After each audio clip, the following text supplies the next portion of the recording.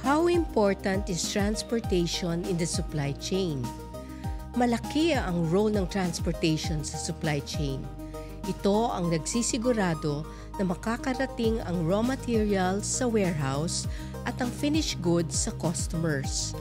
In fact, transportation ay pwedeng umabot sa 60% ng operational costs, kaya dapat talaga ito i-manage ng maayos.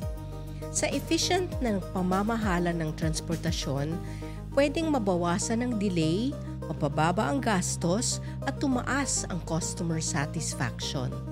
Nakakatulong ito sa risk management. Halimbawa, pag may traffic, bagyo, o ibang aberya sa supply chain.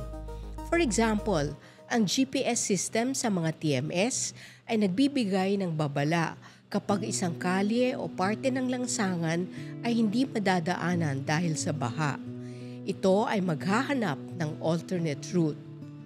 O kung sakali namang may aksidente sa isang lugar na nagdulot ng matinding trapiko, padadaanin niya ang delivery truck sa ibang rota. Ano naman ang sustainable transport o eco-friendly logistics?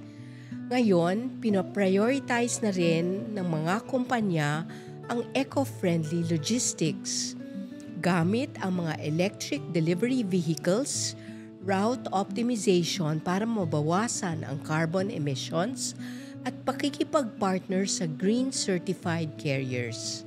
Sa ganitong paraan, nagiging mas sustainable ang transportasyon at mas maganda rin ito sa image ng business.